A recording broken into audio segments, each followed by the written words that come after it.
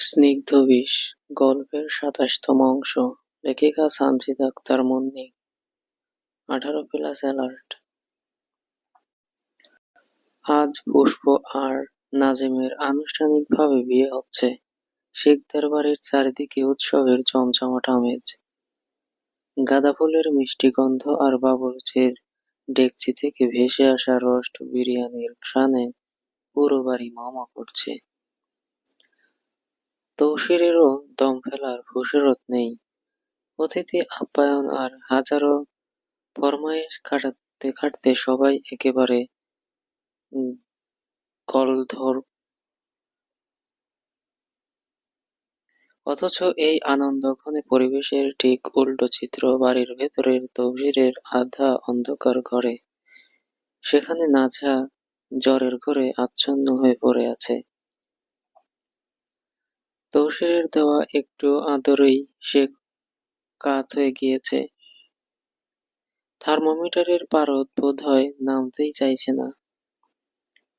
হাত কাঁপানো শীত আর শরীরের তীব্র ব্যথায় তৌসির কৌতুরী বিছানায় পড়ে আছে। ঝড়ের আঘাতে উপড়ে পড়া লতার মতো তার নিস্তেজ শরীর। বাইরের হইচই, হাসির শব্দ আর কানে পৌঁছালেও উঠে বসে একটু দেখার শক্তিটুকু আজ তার নেই। বিয়ের এমন জমজমাট আয়োজনের মাঝেই হঠাৎ ছন্দপতন। সদর দরজার সশব্দে তালি বাজিয়ে একদল হিজড়া এসে হাজির হয়। বিয়েবাড়ি মানেই তাদের বকশিসের অধিকার, আর আজ তারা বেশ বড় অঙ্কের দাবি নিয়েই এসেছে। তাদের উচ্চকণ্ঠ আর চিৎকারে মেহমানদের মাঝে কিছুটা অস্বস্তি নেমে আসে। বিবিজান পরিস্থিতি সামাল দিতে দ্রুত এগিয়ে যান। শাড়ির আঁচল সামলে তিনি নরম সুরে তাদের বোঝানোর চেষ্টা করেন। তন্ময় চাচার পকেট থেকে ১,০০০ টাকার একটি কড়কড়ে নোট বের করে একজনের হাতে গুঁজে দিয়ে বলেন, নাও, এই ১,০০০ টাকা নাও আর আজকের মতো খুশি মনে চলে যাও। কিন্তু কে শোনে কার কথা? ১,০০০ টাকা দেখে তারা আরো ক্ষিপ্ত হয়ে পড়ে। তাদের দলনেতা কড়া গলায় চেঁচিয়ে ওঠে, না, এই টাকা নিমু না। এত বড় লোকের বাড়ির বিয়া, আর এই কয়টা টাকা? আরো বেশি টাকা দে। তৌসির এদিকের এই ঝামেলার খবর জানত না। কানে আসতেই সে তড়িঘড়ি করে চলে আসে এদের শায়েস্তা করতে। তৌসির পরনের লুঙ্গির কোচর দুহাতে শক্ত করে তুলে ধরে একবারে বুক ফুলিয়ে সামনে এসে দাঁড়ায়। তারপর কণ্ঠে তাচ্ছিল্য আর স্পষ্ট রাগ দেখিয়ে বলে, বিয়া আমাগো, আর টাকা তোগো দিমু কেন? যা দিছি তা নিয়া শুকরিয়া আদায় কর, আর বিসমিল্লাহ বিসমিল্লাহ কইরা এক দৌড়ে এইখান থাইকা বাহির হ। তৌসিরের এমন অভাবনীয় জেদ আর রুক্ষ মেজাজ দেখে হিজড়াদের একজন তাকে ভয় দেখানোর জন্য মক্কম অস্ত্র হাতে অস্ত্র ছাড়ে চোখ রাঙিয়ে বলে ওঠে, বিয়া বাড়ি আইছি, টাকা না দিলে কিন্তু কাপড় খুইলা নিমু, তখন দেখবি টাকা না দেওয়ার ফল। কিন্তু তৌসিরকে দমানো এত সহজ কি? সে তো জাউরামিতে ওস্তাদ। উল্টো এ শুনে হা হা করে হাসতে হাসতে বলল, তো খোলার হইলে খুইলা নে, কি দেখমু, দেখার মতো তো কোনো সবাই নাই।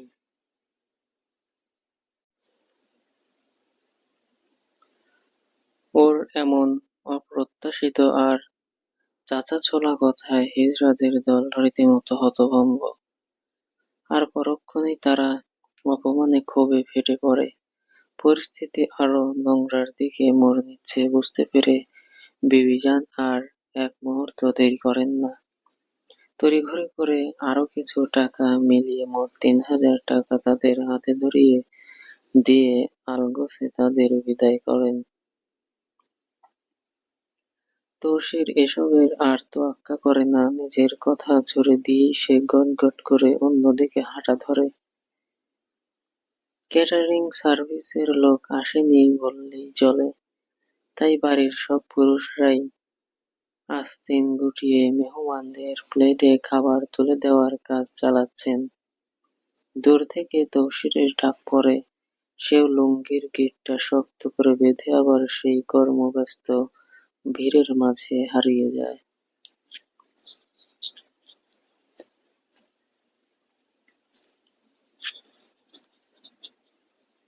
ওয়াসেমের সময়টা বড্ড খারাপ যাচ্ছে আজকাল। আয়রাদের উপস্থিতি আর কিছুতেই সহ্য হচ্ছে না তার। মনে হচ্ছে এই আয়রাদা বুঝি তিশাকে তার কাছ থেকে একেবারে ছিনিয়ে নেওয়ার জন্যই এসেছে। সুযোগ পেলে আয়রাতকে জ্যান্ত খবর দিতেও দুবার ভাববে না ওয়াসেম।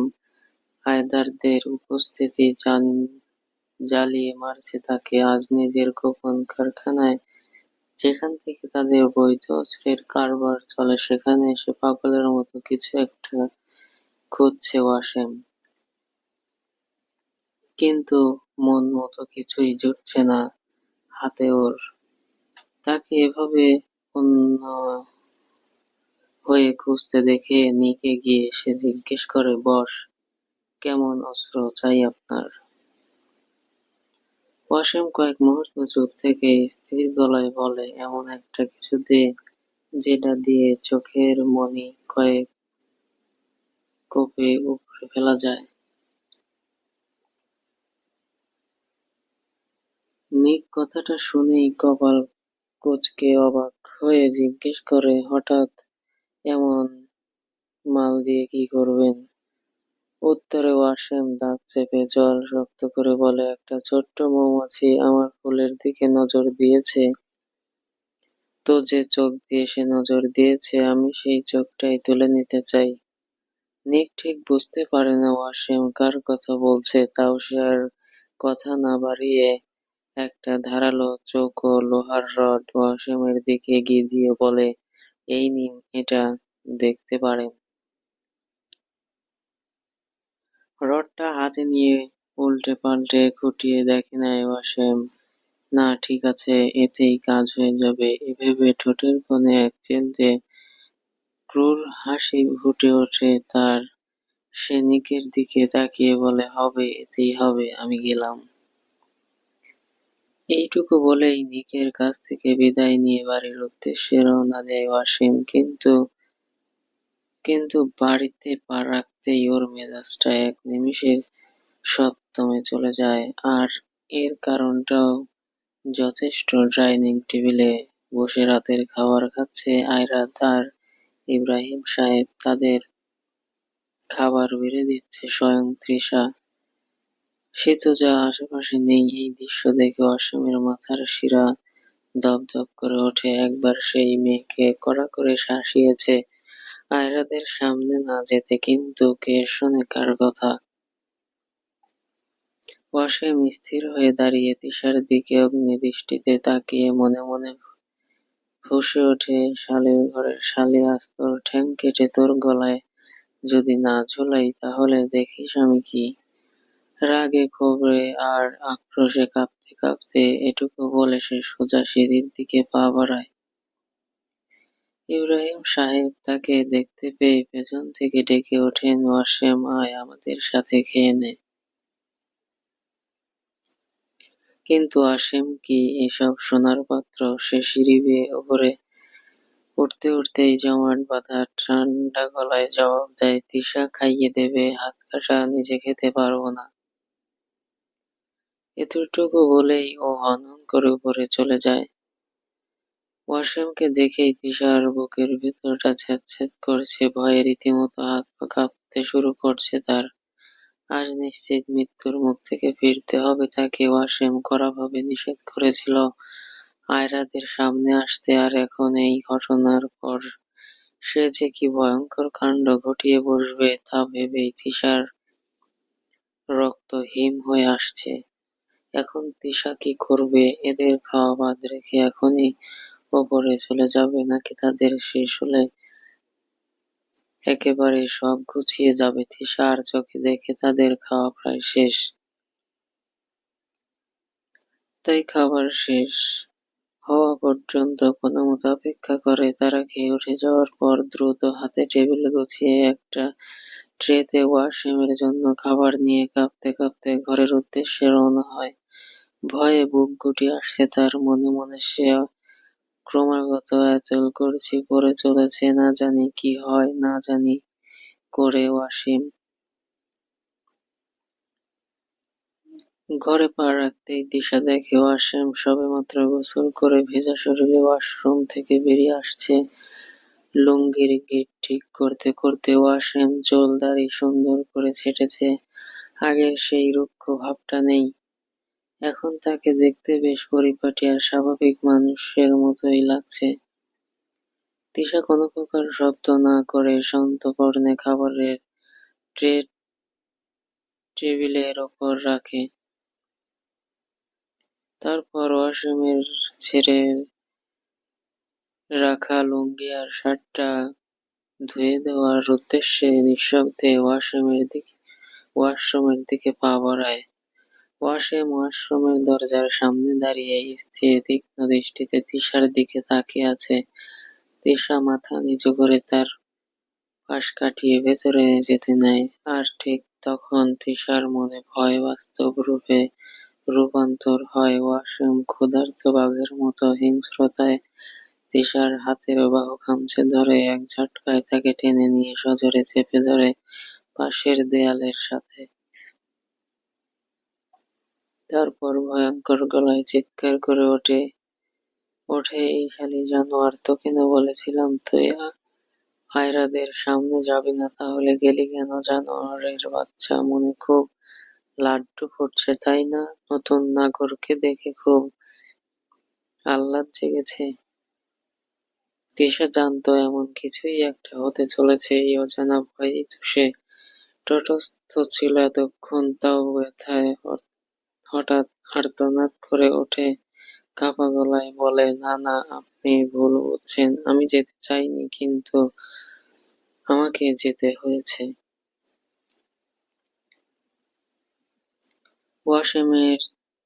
ওয়াসিম তিশার দুই বাহু শক্ত করে খামচে ধরে রক্তবর্ণ চোখে তার দিকে তাকিয়ে গর্জে ওঠে, আমি বাড়িতে না থাকলে তুই ওর সামনে যাস, ওর সাথে কথা বলিস, তাই না? এই হারামজাদি, তোর কি প্রাণের ভয় নেই? তিশা ওয়াসিমের শক্ত মুঠো থেকে নিজের হাত ছাড়ানোর বৃথা চেষ্টা করে খানিকটা সাহস জুগিয়ে বলে, আপনি তো আমাকে স্ত্রী হিসেবে মানেনই না, তাহলে আমি যার সামনে ইচ্ছে যাই তাতে আপনার কি?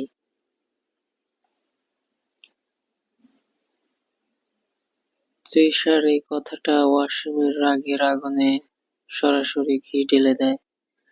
ওয়াসিম হাত বাড়ায় তিশার মাথার দিকে। তিশা ওয়াসিমের হাতটা ধরে ফেলে, চোখে চোখ রেখে কাতর স্বরে বলে, আমার মাথায় এমনিতেই অনেক ব্যথা, দয়া করে চুল টেনে ধরবেন না।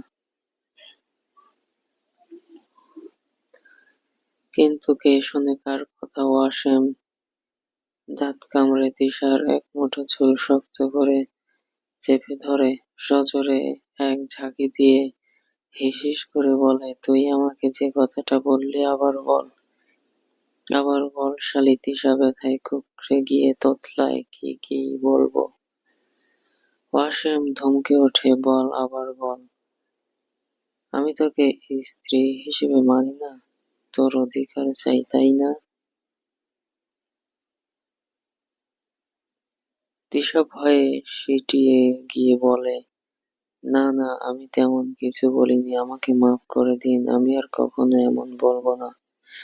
এ শুনে ওয়াসিমের ঠোঁটের কোণে ফুটে ওঠে এক বিষাক্ত হাসি ও লুঙ্গির কোমরের ভাঁজ থেকে একটা প্যাকেট বের করে তিশার চোখের সামনে ধরে, অন্য হাতে সজোরে জড়িয়ে ধরে, আর কোমরের প্যাকেটটা দেখেই তিশার চোখ আতঙ্কে বড় বড় হয়ে যায়। ও ভয়ে অস্ফুট স্বরে বলে, আপনি সত্যিই? না না না। ওয়াসিম এবার শক্ত করে তিশার চোয়াল চেপে ধরে বলে, কেন না? কি জন্য? তুই তো অধিকার চাস, আয় আজ তোকে বোঝাবো অধিকার কেমন হয়। কথা শেষ করেই ওয়াসিম এক হ্যাঁচকা টানে তিশাকে কোলে তুলে নেয়। তিশা আতঙ্কে হু করে কেঁদে ওঠে। এতদিন শুধু মানসিক নির্যাতন সয়ে এসেছে, আজ কি তবে শারীরিকভাবে ছিন্ন ছিন্ন হতে হবে? ওয়াসিম তাকে নিয়ে সজোরে বিছানায় ছুঁড়ে ফেলে। তিশা ব্যথায় ফুঁপিয়ে ওঠে। ওয়াসিম ধীরে ধীরে উঠে এসে তিশার মুখের ওপর ঝুঁকে দাঁতে দাঁত চেপে বলে, কাঁদছিস কেন? আজ তো তোকে অধিকার দেব তোর রাত আজ। আমি নাকি আমার ছোঁয়া তোর পছন্দ না? নতুন নাগর পেয়েছিস তাই আমাকে আর ভালো লাগছে না? বলতে বলতে ওয়াসিম কোমরের ভাঁজ থেকে সিগারেট আর লাইটার বের করে তিশার উপর ঝুঁকে থেকেই সে সিগারেট ধরিয়ে লম্বা টান দেয়। তিশা ভয়ে কাঁদতেও ভুলে গেছে, শুধু ঢোক গিলছে আর ভয়ার্ত চোখে চেয়ে আছে ওয়াসিমের দিকে। ওয়াসিম তিশার দিকে তাকিয়ে এক তিক্ত হাসি হাসে। নতুন পুরুষ পেয়েছিস, তার সামনে যেতে খুব ভালো লাগে তাই না? তোর যাওয়ার শখ আজ আমি চিরতরে মিটিয়ে দিচ্ছি। এই বলে ওয়াসিম জ্বলন্ত সিগারেটটা তিশার কামিজের ওপর দিয়ে সোজা তার পেটে চেপে ধরে। মুহূর্তেই চামড়া পোড়ার গন্ধ আর অব্যক্ত যন্ত্রণায় তিশার শরীর ধনুকের মতো বেঁকে যায়। সে দুই হাতে বিছানার চাদর খামচে ধরে দাঁত কামড়ে এই অসহ্য যন্ত্রণা সহ্য করে নেয়। সে জানে এখন চিৎকার করলে ওয়াসিম তাকে আরো বেশি কষ্ট দেবে। একটু রেখেই ওয়াসিম সিগারেটটা দ্রুত সরিয়ে নিয়ে তিশার মুখের দিকে তাকায়। তিশা অঝরে কাঁদছে, চোখের পানিতে বালিশ ভিজছে, ব্যথায় মুখমণ্ডল লালচে হয়ে গিয়েছে। তাও ভয়ে তার মুখ থেকে টু শব্দটিও বেরোচ্ছে না। ওয়াসিমকে নিজের দিকে তাকিয়ে থাকতে দেখে তিশা এক বুক অভিমান আর কাঁপা গলায় বলে ওঠে, থামলেন কেন? মারুন না, আরো মারুন। আমি তো এতিম, ভাতের কাঙ্গাল, আমি তো একটা কুকুর, আমাকে তো এভাবেই মারা উচিত। মারুন আমাকে, যতক্ষণ না আমার দম বন্ধ হয়ে আসে ততক্ষণ পর্যন্ত মারুন। দুনিয়ায় এত মানুষ মরে যায় অথচ আমার কেন মরণ হয় না? কথাগুলো বলেই তিশা ডুকরে কেঁদে দেয়।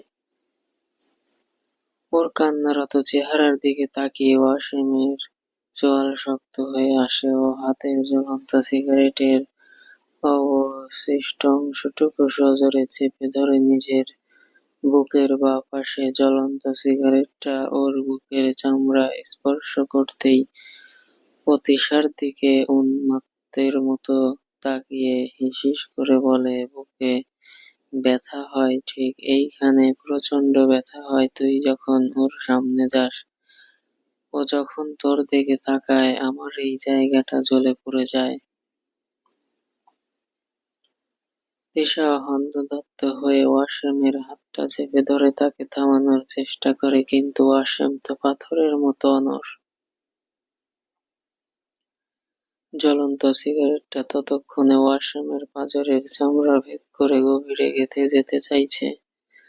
তিশা মরিয়া হয়ে ওয়াসিমের হাত আঁকড়ে ধরে কাঁদতে কাঁদতে বলে, আমি যাব না, আর কোনোদিন ওর সামনে যাব না। আপনি এমনটা করবেন না, দয়া করে ছাড়ুন, আল্লাহর কসম খেয়ে বলছি।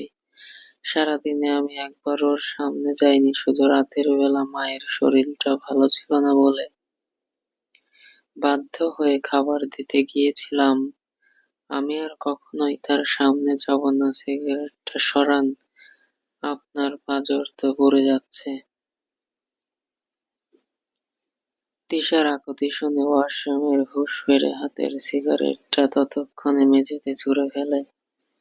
ঘোর কাটতেই সে বুঝতে পারে অন্ধ রাগের বশবর্তী হয়ে সে কত বড় এক ভুল করে বসেছে। তিশা তো কখনোই তার অবাধ্য হয়নি। সে যেমন বলেছে মেয়েটা তেমনই চলেছে। আজও মায়ের অসুস্থতার কারণে বাধ্য হয়েই সে ওখানে গিয়েছিল। আর ওয়াসিম কিনা পাগলের মতো এমন পৈশাচিক আচরণ করলো। উন্মাদনায় বিভোর হয়ে কখন যে জ্বলন্ত সিগারেটটা তিশার কোমর কোমল পেটেও চেপে ধরেছে তা সে নিজেও টের পায়নি, নিজের জ্ঞানে ছিল না সে। এমনিতেই ট্রমার মধ্যে থাকে সব সময়, তার উপর আয়রাতকে নিয়ে অতিরিক্ত চিন্তা মাথা নষ্ট করে দিয়েছে। অনুশোচনায় দগ্ধ হয়ে ওয়াসেম তড়িঘড়ি করে তিশার গাল বেয়ে পড়া অশ্রু মুছে দিতে থাকে কাঁপা কাঁপা গলায়। এই প্রথম ও নরম গলায় তিশাকে বলে, তোর পেটে খুব ব্যথা লেগেছে তাই না? চামড়াটা জ্বলছে খুব। কিন্তু তিশার সেদিকে কোনো ভ্রুক্ষেপ নেই, সে একদৃষ্টে ওয়াসেমের বুকের দিকেই তাকিয়ে থাকে। যে অংশে ওয়াসিম সিগারেটটা চেপে ধরেছিল, পুড়ে সেই জায়গাটুকু কালচে হয়ে ছোট একটা গর্তের মতো হয়ে গেছে। নিজের ক্ষত বিক্ষত বুকের দিকে তিশাকে এমন নির্বাক দৃষ্টিতে তাকিয়ে থাকতে দেখে ওয়াসিমের ভেতরটা দুমড়ে মুচড়ে যাচ্ছে।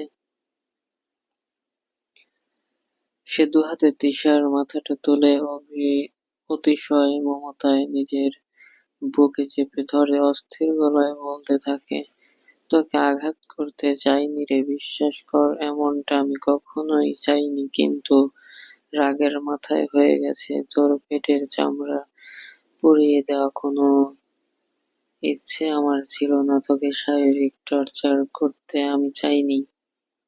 আমাকে বিশ্বাস কর তিশা।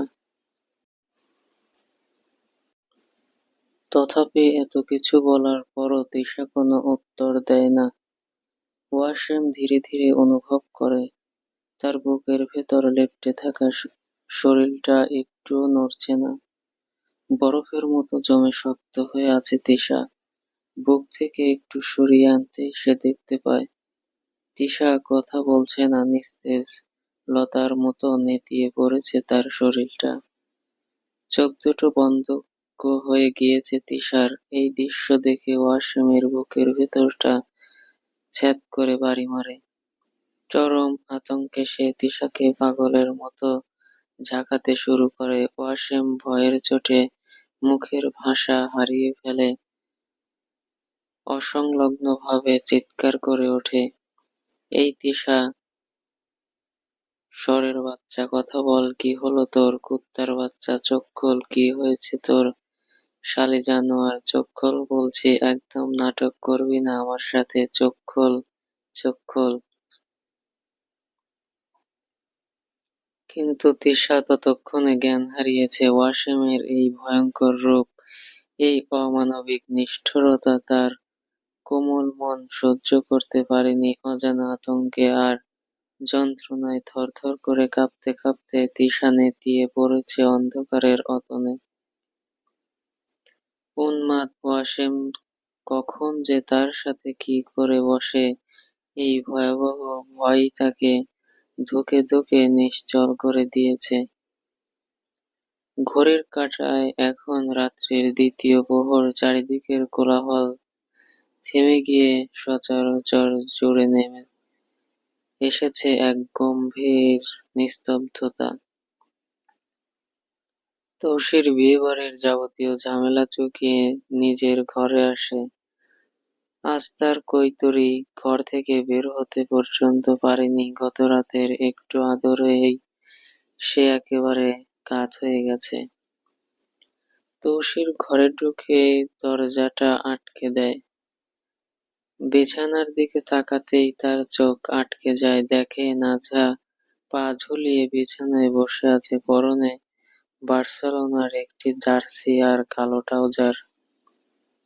নাজা যখন অসুস্থ বা দুর্বল থাকে তখন সে এই সব পরে, আর এসব পোশাকে তাকে দেখে তৌসিরের অবস্থা এমনিতেই খারাপ হয়ে যায়। বারবার তার অবাধ্য চোখ চলে যায় নাঝার দিকে।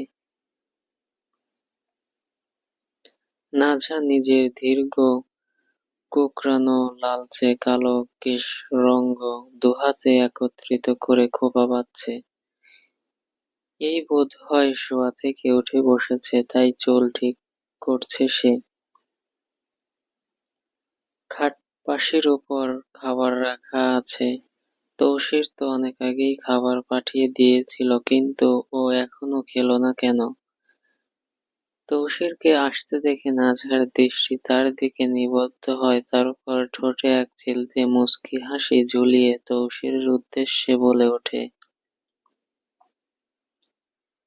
আপনি এত তাড়াতাড়ি ঘরে চলে এলেন যে, বিয়েবাড়িতে তো কত কাজ। নাজহার এই হাসিমাখা মুখটা দেখে তৌসির মনে আনন্দ আলাদা একটা আনন্দ ও শান্তি পায়। যাক বাবা, মহারানী তাহলে রেগে নেই। এক বুক প্রশান্তি নিয়ে তৌসির ধীরে ধীরে নাজহার পাশে বসতে বসতে বলে, কাজ কাম আর বেশি নেই, সবই শেষ। ও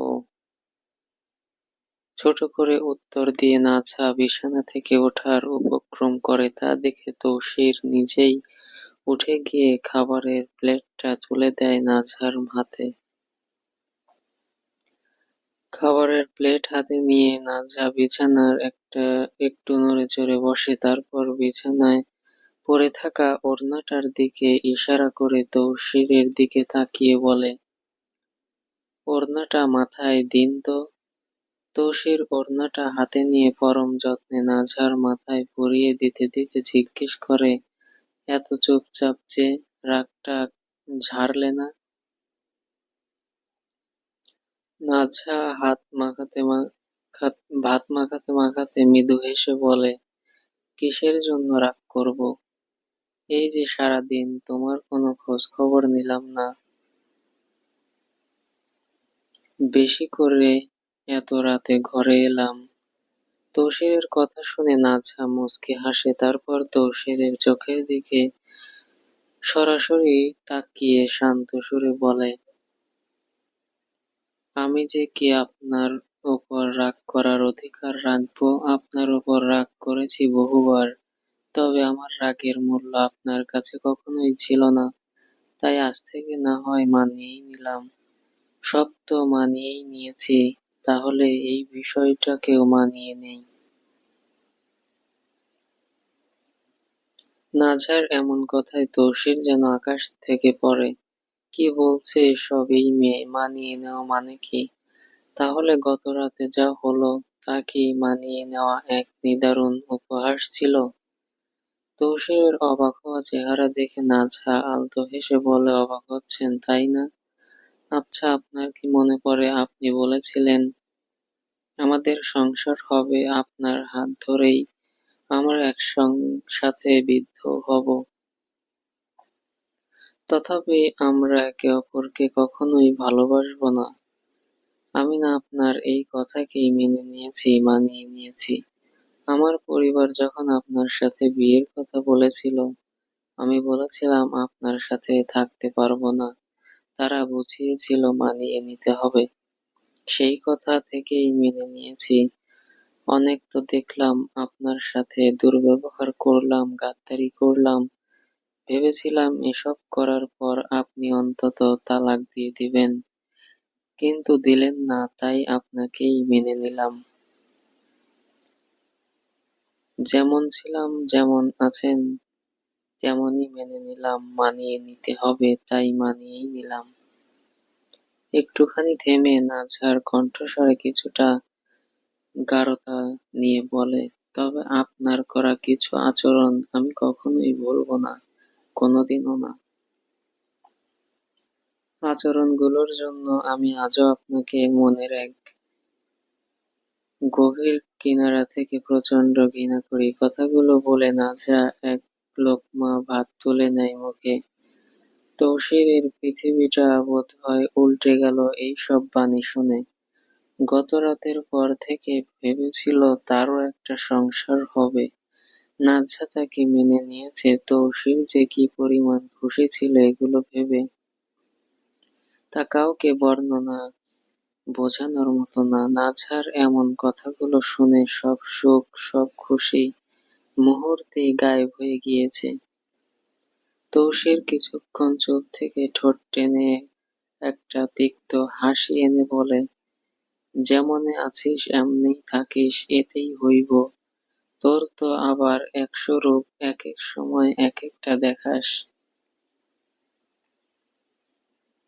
মুখ সামলে কথা বলুন। এতদিন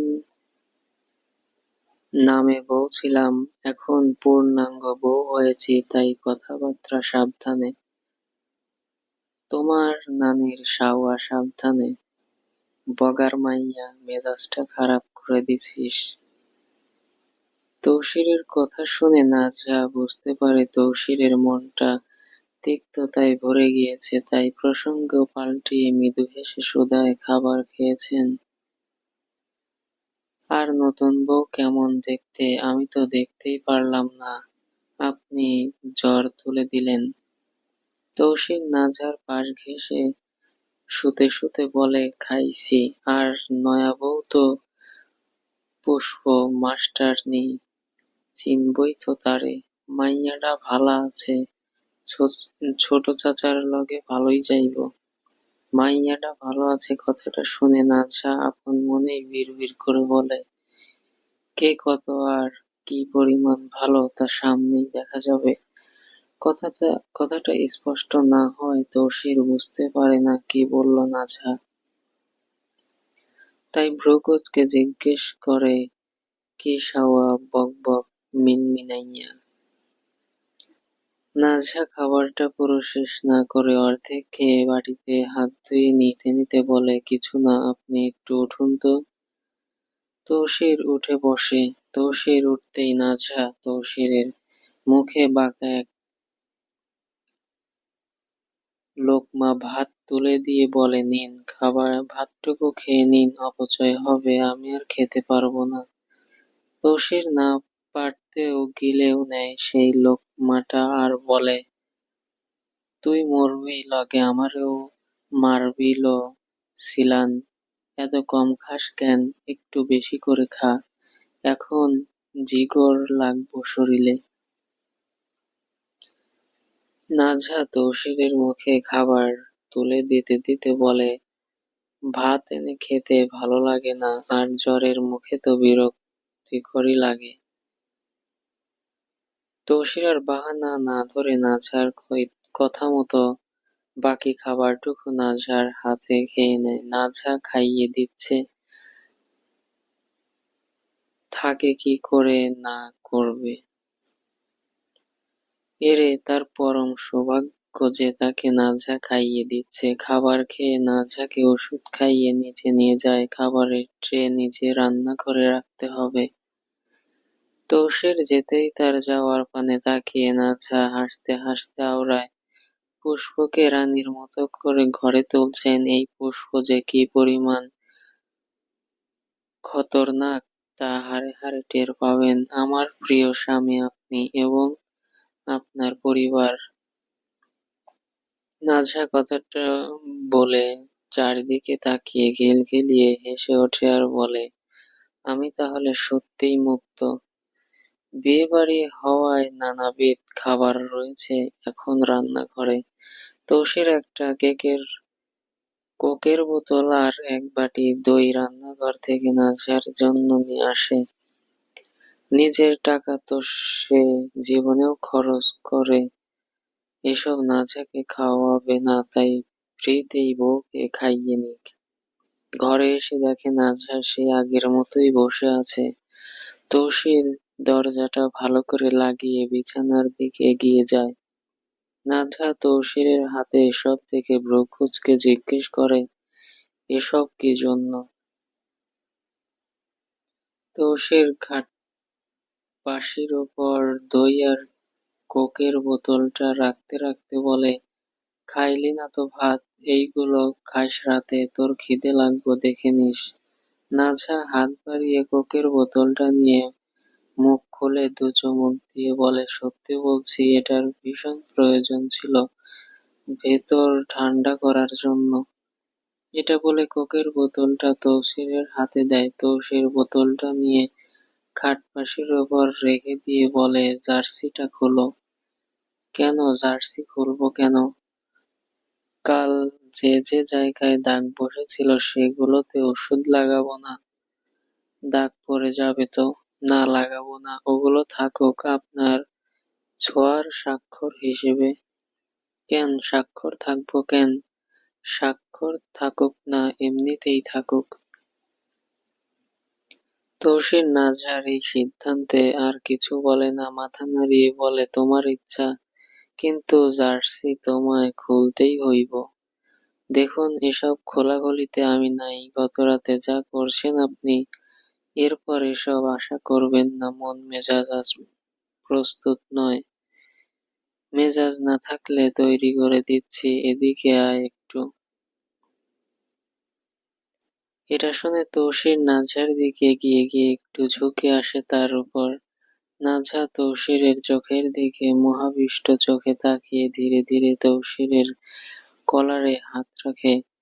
তারপর শক্ত করে চেপে ধরে বলে, এসব এখন না, শরীর মানছে না।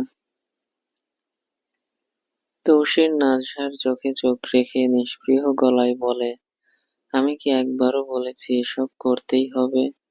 যা, বালিশে মাথা রাইখা আলগোছে ঘুমিয়ে পড়, আমি একটা কাম কমপ্লিট কইরা আসতেছি। এটা বলে তৌসির নিচু হয়ে নাজহার দুটি পা সযত্নে বিছানায় তুলে দেয়। নাজহার মনে হচ্ছে তৌসিরের এই যত্নটুকু কেবলই এক ধরনের প্রলেপ, বাইরে গিয়ে আবার কোনো অন্ধকারে ডুবে যাওয়ার প্রস্তুতি। নাজহা আজ নাছোড়বান্দা, সে জানে তৌসির এই দরজার ওপাশে পা রাখা মানেই আবার কোনো পাপের ভাগীদার হওয়া।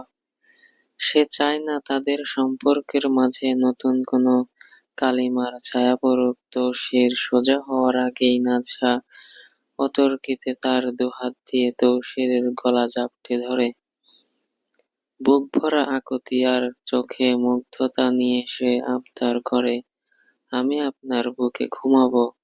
আজ আপনি কোথাও যাবেন না, আমার সাথে আসুন। তৌসিরের শরীরটা শক্ত হয়ে যায় এ শুনে। সে নাজহার চোখের দিকে না তাকিয়েই নিজেকে ছাড়ানোর বৃথা চেষ্টা করে বলে, কাজ আছে কইতরি স্যার, এখন ঘুমাইলে হইব না, অনেক বড় কারবার আছে সামনে। নাজহা বাঁধন আরো জোরালো করে তৌসিরের খুব কাছে মুখ নিয়ে জেদি গলায় বলে, কাজ পরে, আগে আমি। কাজ কি আমার চেয়েও বড়? নাজহা নিজের নাক তৌসিরের রুক্ষ গালে ঘষতে থাকে। ওর তপ্ত নিঃশ্বাস তৌসিরের গলায় আছড়ে পড়ে। নাজহা ফিসফিসিয়ে আবার বলে, কাজে যেতে হবে না প্লিজ, থেকে যান না আমার কাছে। তৌসির কয়েক মুহূর্ত পাথরের মতো স্থির হয়ে দাঁড়িয়ে থাকে। নাজহার শরীরের ওমার এই আকুতি তাকে টলায় ঠিকই, কিন্তু পরক্ষণেই মাথার ভেতর ঝনঝন করে ওঠে টাকার হিসাব। সে এক ঝটকায় নাজহার হাত সরিয়ে দিয়ে সোজা হয়ে দাঁড়িয়ে শার্টের কলারটা ঠিক করতে করতে নির্লিপ্ত গলায় বলে, আমি একটু পরেই চইলা আইমু। একটা বড় অঙ্কের হিসাবের বিষয় আছে, তোমার লগে আটকিয়া থাকলে হইব না, সময় পেলে টাকা হাতছাড়া হইয়া যাইব। এ বলে তৌসির একবার নাজহার বিষণ্ণ মুখের দিকে তাকায় না, সে দ্রুত পায়ে দরজার দিকে এগোতে থাকে। পেছন থেকে নাজহার একটা শুষ্ক তাচ্ছিল্যের হাসি তার কানে আসে। নাজহা বিছানায় উঠে বসে তাচ্ছিল্যের সুরে বলে ওঠে, যাচ্ছেন তো যান, আমি জানতাম আপনার জীবনে আমার দাম শূন্যের চেয়েও কম, যা মনে মনে জানতাম আজ তা সামনাসামনি প্রমাণ হয়ে গেল। টাকার কাছে আপনি আমাকে কত সহজে বিক্রি করে দিতে পারেন, আজ তা দেখে নিলাম। তৌসিরের পা দুটো মেঝেতে আটকে যায় এ শুনে। সে এক বিশাল দোটানায় পড়ে। পেছন ফিরলে নাজহাকে আরো কাছে পাবে। নাজহার তার অভিমানী চোখ তাকে বিদ্ধ করবে। আর যদি সামনে পা বাড়ায় তবে কয়েক লাখ টাকা তার হাতের মুঠোয় আসবে ঠিকই। কিন্তু তাদের এই টালমাটাল সম্পর্কের সুতোটা চিরতরে ছিঁড়ে যাবে। তৌসির জানে তো, ভালো মতোই নাজহা এমন এক নারী যে একবার মুখ ফিরিয়ে নিলে হাজার চেষ্টা করলেও তাকে ফেরানো যায় না। একদিকে কারি কারি টাকা, অন্যদিকে তার জীবনে খুঁটি নাছা। তৌসিরের বুকটা ধক করে ওঠে, সে বুঝতে পারে না সে কি লোভের দিকে যাবে নাকি সংসারের দিকে। ভুল ত্রুটি হলে ক্ষমার দৃষ্টিতে দেখবেন। এতক্ষণ সাথে থাকার জন্য ধন্যবাদ সবাইকে।